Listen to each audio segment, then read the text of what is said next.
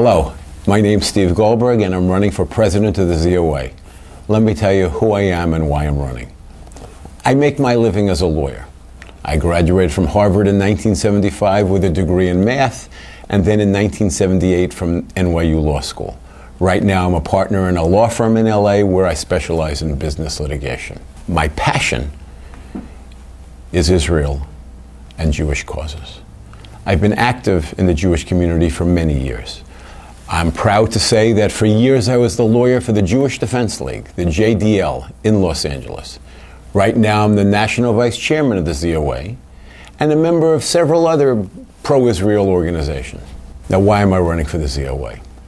It's because I care deeply about Israel and the Jewish people, and I believe the ZOA is a vital and unique organization. Now, right now Mort Klein's the president, but he's been the president for 20 years. 20 years is a very, very long time for one man to lead such an important organization. Sadly, under Mort's leadership, the ZOA has now shrunken to near irrelevance, and it's dangerously close to disappearing altogether. The ZOA has grown old and feeble. It desperately needs new blood, and that's why I'm running. Now, for those of you who don't already know me, let me briefly describe some of my political positions. I believe in a strong and independent Israel that does not take orders from the international community, even the United States. I believe Judea and Samaria belong to the Jewish people and should be officially annexed, just like Jerusalem and the Golan Heights were annexed after the Six-Day War. I believe the Oslo Accords were a tragic mistake, as were the abandonment of southern Lebanon and the forced expulsion of the Jews from Gush Katif.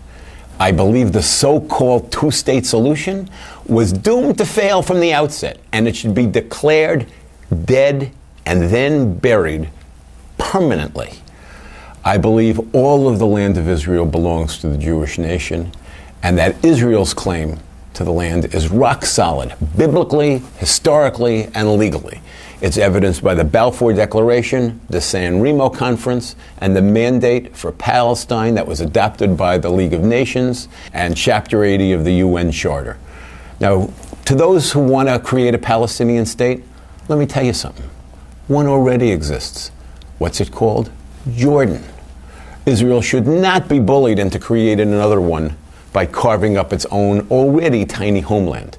It would be both morally wrong and strategically stupid. Now, on this issue, I actually disagree with Mort Klein. Under Mort's leadership, I'm sad to say the ZOA is hedging.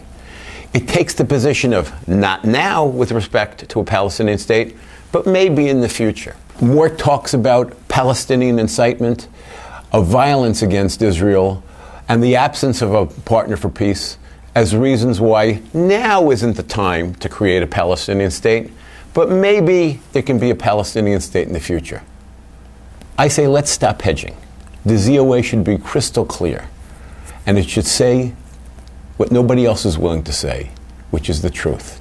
There should never be a Palestinian state carved out of Eretz Yisrael, ever, both as a matter of right and as a matter of survival. Let's show leadership on this issue. Now, of course, the Israelis want to preserve their alliance with the United States, but they rightly fear that this two-state mirage is being shoved down their throats.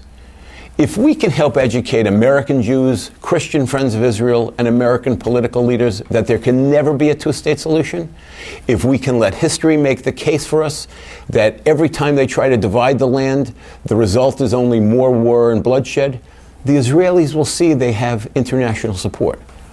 Now, it's not going to be easy. It's going to take a sustained effort, and we're going to be attacked.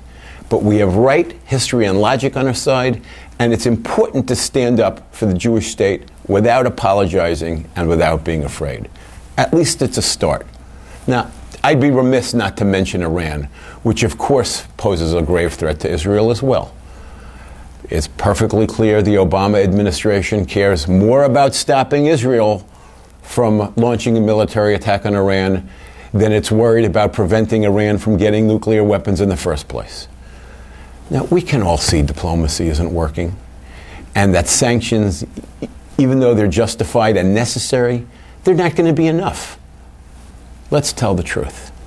Only military action is going to stop Iran from going nuclear. Now, we all know the United States is not going to do anything, even though Iran is a threat to the United States and indeed the entire Western world. Let's make no mistake about this. Nobody else is going to do it. Israel needs to take preemptive military action to defend its people. I believe the ZOA should begin efforts immediately to shore up support for Israel in the Congress and among the American people before this happens. We cannot wait, just like Israel can't afford to wait before taking action. Now, to take these positions to be effective, the ZOA needs to be strong and healthy. Right now, under Mort's leadership, it's weak and sick.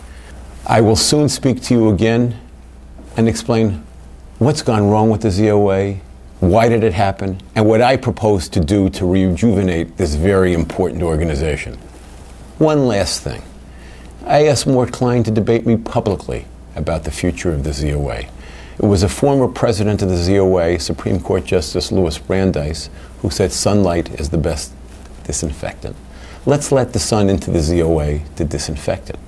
The public should see and hear us side by side and compare our visions for the ZOA.